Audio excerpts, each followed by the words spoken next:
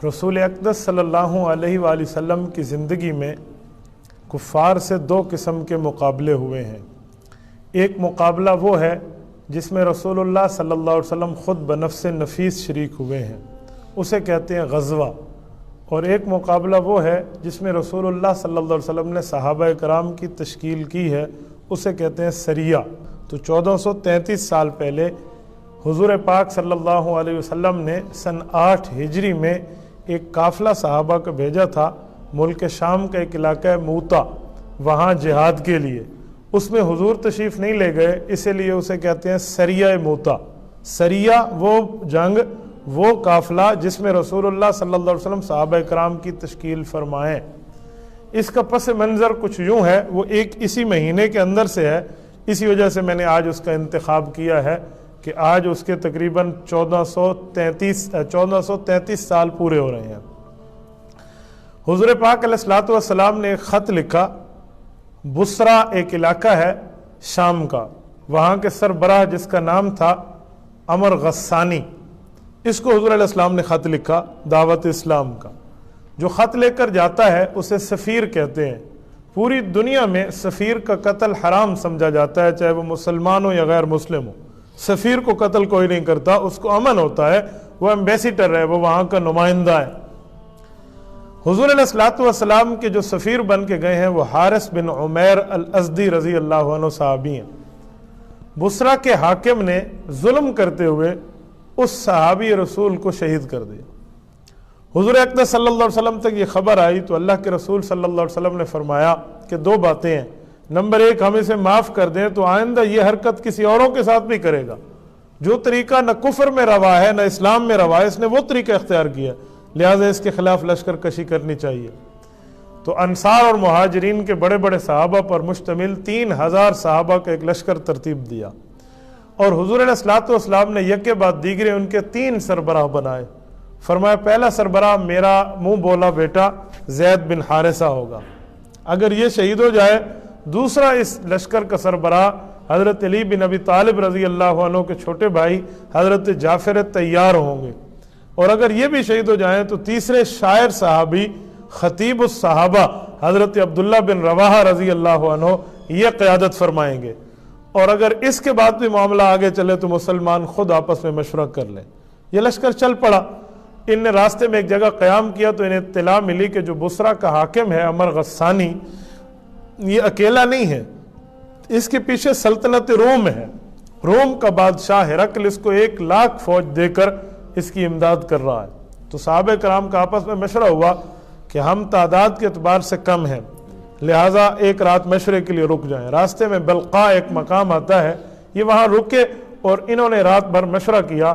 کچھ لوگوں کی رائے یہ تھی کہ رسول اقدس صلی اللہ علیہ وسلم کو اس حالات کی نزاکت کی اطلاع کی جائے، لیکن حضرت عبداللہ بن رواحہ رضی اللہ عنہ یہ کھڑے ہوئے، انہوں نے عرض کیا کہ پیغمبر علیہ الصلوۃ والسلام پہ ہم نے کلمہ پڑھا ہے، تو حضور علیہ السلام نے ہمیں 2 جنت کی خوشخبریاں دی ہیں، غازی بن کے لوٹو پھر بھی جنت ہے، شہید بن کے لوٹو پھر بھی جنت ہے۔ تو یہ آپ کیوں بزدلی دکھا رہے ہیں کہ ہمارا مجمع کم ہے ان کا مجمع زیادہ ہے؟ میرے خیال میں یہ بات ہمیں رسول اللہ کو نہیں بتانی چاہیے۔ ہم نے رسول اللہ صلی اللہ علیہ وسلم کے مزاج کو سمجھنا ہے، ہم نے حضور پاک علیہ السلام کے منشا کو سمجھنا ہے، لہٰذا یہ اطلاع حضور کو نہ دو۔ تو سب صحابہ نے کہا بالکل آپ کی رائے ٹھیک ہے، تو یہ چل پڑے۔ جب یہ لشکر جا کر پہنچا ہے، یہ گاؤں ہے موتا، لوگ اسے موتا کہتے ہیں، یہ آج کل اردن سٹی میں ہے موتا، ادھر ان کا 1 لاکھ فوج سے مقابلہ ہوا ہے۔ یہ تاریخ اسلامی کا ایک انمٹ نقوش کے ساتھ لکھا ہوا واقعہ ہے کہ جہاں 3000 آدمی 1 لاکھ سے نبرد آزما ہوں۔ حضرت زید بن حارثہ رضی اللہ عنہ رسول اللہ کے صحابی بھی ہیں، اور رسول اللہ صلی اللہ علیہ وسلم کے منہ بولے بیٹے بھی تھے۔ پھر ادعوہم لآبائہم هو اقسط عند اللہ کی آیت اتری تو ان کو اپنے والد کے نام پہ پکارا جانے لگا۔ انہوں نے اس جواں مردی سے مقابلہ کیا کہ شہادت تک یہ شخص واپس نہیں ہوا۔ ان کی شہادت کے بعد حضرت جعفر طیار رضی اللہ عنہ نے قیادت سنبھالی۔ حضرت جعفر طیار کی اس وقت جو قیادت سنبھال رہے تھے عمر 33 برس تھی، 33 برس، کڑک جوانی کا وقت ہے۔ حضرت جعفر رضی اللہ عنہ کے ہاتھ کا جھنڈا بلند تھا، اس جھنڈے پر صحابہ کرام پیچھے پلٹ کے آتے تھے، تو انہوں نے حضرت جعفر طیار کا دایاں ہاتھ کاٹا لڑائی کے دوران، تو انہوں نے بازو کٹ جانے کے بعد جنگ میں ہمت نہیں ہاری بلکہ اپنے بائیں ہاتھ سے جھنڈے کو پکڑ لی۔ دوران جنگ حضرت جعفر طیار کا بایاں بازو بھی کٹا ہے، تو انہوں نے اپنے سینے اور اپنے گردن کے لحاظ سے رسول اللہ کے جھنڈے کو تھاما ہے، نیچے نہیں کرنے دیا۔ آخر یہ شہید ہوئے ہیں۔ ان کی شہادت کے بعد عبداللہ بن رواحہ رضی اللہ تعالی عنہ خیمے میں بیٹھے تھے، 2 دن سے کچھ نہیں کھایا تھا۔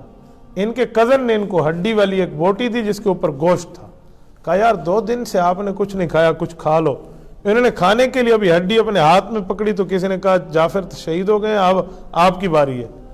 تو انہوں نے یوں دیکھا گوشت کو، پھر نیچے پھینکا، کہا جنت کا رزق اس سے بڑھ کے ہے۔ پھر اٹھے۔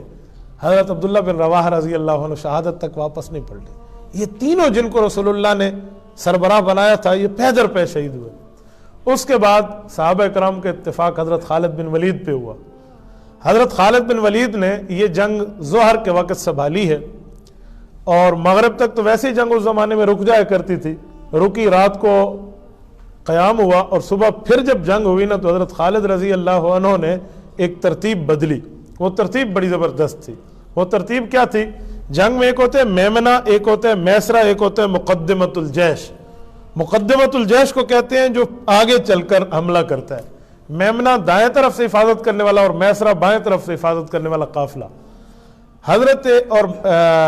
حضرت خالد بن ولید نے چال یہ چلی کہ میمنہ کو میسرہ پہ اور میسرہ کو میمنہ پہ اور مقدمۃ الجیش کو مؤخرۃ الجیش پہ اور مؤخرہ کو مقدمہ پہ بندوں کی پہرہ داری بدل دی۔ اس کی وجہ کیا تھی؟ وجہ یہ تھی کہ کافر یہ سمجھے گا کہ آج نئے بندے آئے ہیں پیچھے سے مدینہ کی، ان کی کمک آ گئی ہے، ان کو پیچھے سے امداد آئی ہے، کیونکہ کافر تو شمشیر پہ بھروسہ کر کے لڑتا ہے نا، مومن تو اللہ کی طاقت پہ لڑتا ہے۔ اور پھر 3000 آدمی میں 1000 آدمی آگے رکھا، 2000 بندوں کا جب ہم جنگ کے لیے نکلے تو آپ نے پیچھے سے نعرہ تکبیر لگا کر بھاگ کے آنا، ایسے محسوس ہو کہ کوئی نیا لشکر آ رہا ہے، اور آپ نے آ کر ان کو گلے ملنا ہے ان لوگوں کو، حالانکہ ابھی تک رات بیٹھے ہوئے اکٹھے، ایسے ملنے تاکہ کافر یہ سمجھے کہ نئے بندے آئے ہیں۔ یہ چال کام کر گئی، اور انہوں نے ایسے ہی کیا، اور یہ آگے چلے نا صبح سے ظہر تک جنگ نہ چل سکی۔ اس جنگ میں کافر ایسے بھاگے ہیں کہ شکست ان کا مقدر بن گئی۔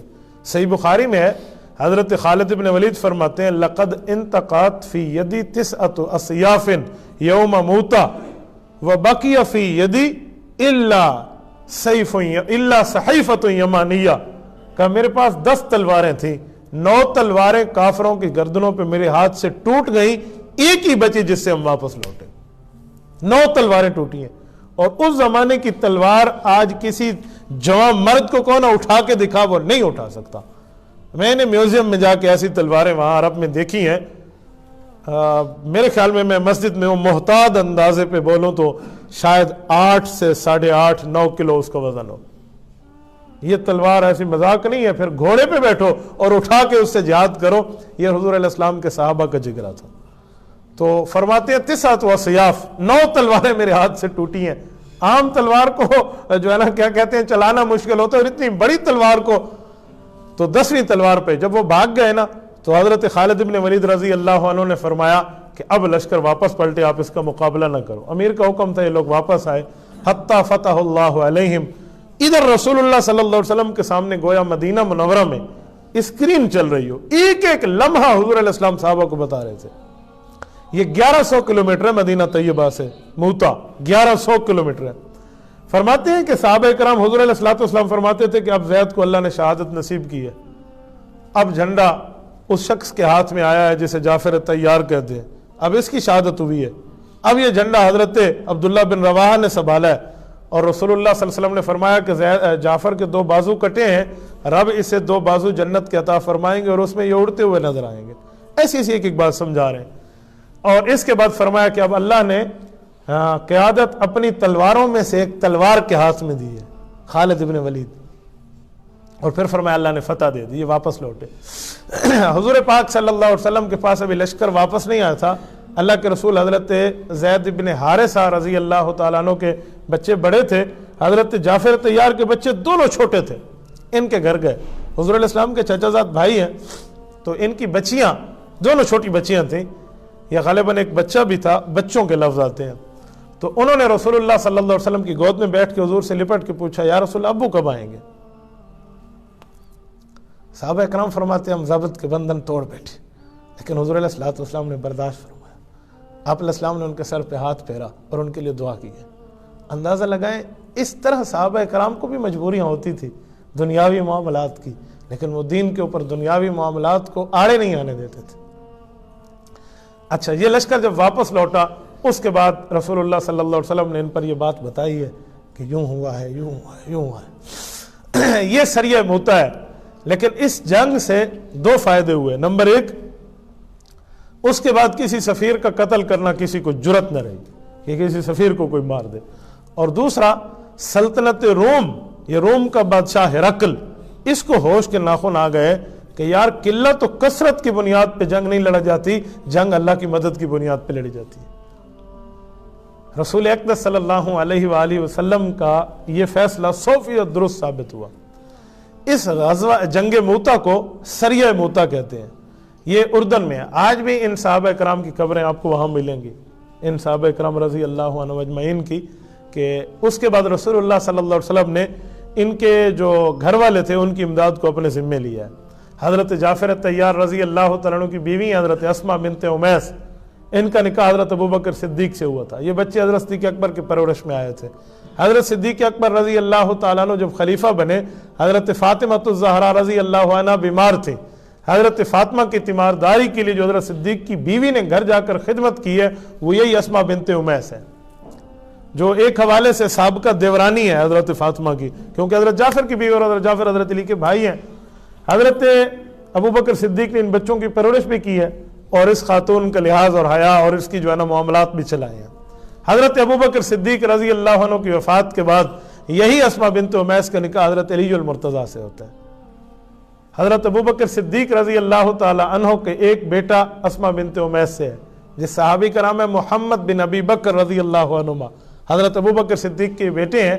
یہ اس وقت پیدا ہوئے جب رسول اللہ آخری حج کے لیے مکہ مکرمہ تشریف لے جا رہے تھے اور عین احرام باندھنے کا وقت تھا، اور ذوالحلیفہ جسے آج کل بئر علی کہتے ہیں اس جگہ حضور پاک علیہ السلام رکے تو حضرت صدیق اکبر کے بیٹا پیدا ہوا، تو ان کو پہلی گھٹی رسول اللہ نے دی، حضرت صدیق اکبر لے کر آپ علیہ السلام کے پاس آئے تھے۔ اچھا، حضرت جعفر کے بیٹوں کی تربیت تو حضرت ابوبکر نے اپنے پاس رکھ کے کی، علی کی حضرت ابوبکر کے اس بیٹے کی تربیت حضرت علی کے گھر ہوئی ہے، کیونکہ ان کی اماں جان کا نکاح حضرت علی المرتضیٰ سے ہوا ہے۔ حضرت محمد بن ابی بکر صدیق رضی اللہ عنہ سیدنا علی المرتضیٰ کے ساتھ ساتھ رہے، اور یہ ابوبکر صدیق کا وہ بیٹا ہے جس نے حیدری گھر میں تربیت پائی ہے۔ اس پر سیدنا علی المرتضیٰ رضی اللہ تعالی عنہ کی تربیت کے رنگ بڑے غالب تھے۔ حضرت محمد بن ابی بکر رضی اللہ عنہ پہ حضرت علی المرتضیٰ رضی اللہ تعالی نے جو ان کے ساتھ تربیت کی ہے اور ان کی تربیت کی، ان کا بچپن حضرت حسن اور حسین رضی اللہ عنہما کے ساتھ گزرا ہے، اور ان کے کثرت سے واقعات آتے ہیں حضرت علی المرتضیٰ کی تائید کے سلسلے میں اور حضرت علی المرتضیٰ رضی اللہ تعالی کے گھر کے رہنے کے سلسلے میں۔ تو یہ جنگ موتا تھی جو اسی مہینے میں آج سے 1433 سال پہلے ہے۔ تو میں ہر وقت چاہتا تھا کہ میں کبھی سال اس پر بات کر سکوں، موقع نہ ملا۔ اللہ پاک کا کرم اور شکر ہے، اللہ پاک نے اس دفعہ بیان فرما دیا۔ میرے دوستو، ان صحابہ کرام کی باتیں بیان کرنے کا ایک ہی مقصد ہے کہ ہم ان حضرات کے وسیلے سے اپنے لیے دعا مانگیں، اللہ ہمارے اندر یہ چیزیں پیدا فرما دے، اللہ ہمارے اندر یہ جذبہ پیدا فرما دے۔ ورنہ واقعات سننا تو اسلام کی تاریخ میں شاید کوئی ایک دن ہو جس میں شہادت نہ ہوئی ہو، شاید کوئی ایک جو ہے نا ایسا کوئی معاملہ ہو، لیکن ایک ہی چیز ہے کہ شہادت ہے مطلوب و مقصود مومن، نہ مال غنیمت نہ کشور کشائی۔ اس میں نہ ہمیں کوئی بادشاہت چاہیے نہ اس پر مال غنیمت چاہیے، اس پر صرف اللہ کی رضا چاہیے۔ قیامت کے دن جب یہ شہید آئیں گے نا، حدیث پاک میں امت محمدیہ صلی اللہ علیہ وسلم کے یہ شہید جب قیامت میں اللہ کے دربار میں آئیں گے تو ان کے خون سے خوشبو آئے گی، حالانکہ خون سے خوشبو نہیں ہوتی، فرمایا خون سے خوشبو آئے گی، اور ان کا خون اس وقت یوں پھوٹ رہا ہوگا جسم سے کہ جیسے ابھی تازے شہید ہوئے ہوں۔ تو لوگ ان کی شہادت کو دیکھ کے گئے اللہ ان کے قاتل کو بھی ایسی سزا دے جیسے اس نے یہ کیا ہے۔ اگر شہید کے راستے میں حضرت ابراہیم علیہ السلام جیسا نبی بھی راستے میں ہوں گے تو انہیں بھی کہا جائے گا کہ اے اللہ کے نبی آپ تھوڑا سا راستہ عطا فرما دیں، امت محمدیہ کا شہید آ رہا ہے۔ اللہ پاک نے ان کو بڑی نعمت دی ہے، بڑی قدر دی ہے۔ میری دعا ہے اللہ رب العزت ہمیں ان کی سیرت پہ عمل کرنے کی توفیق عطا فرمائے، اللہ ان کی قبروں کو نور سے بھر دے، جنہوں نے رسول اللہ صلی اللہ علیہ وسلم کے دین کو سر بلند کرنے کے لیے اپنی جانوں تک کی واری جان چی ہے۔ اللہ پاک ان کی قبروں پہ نور برسائے، اللہ ان کی سیرت کا فیض ہمیں بھی عطا فرمائے۔ اقول قولی ھذا واستغفر اللہ وآخر دعوانا ان الحمد للہ رب العالمین۔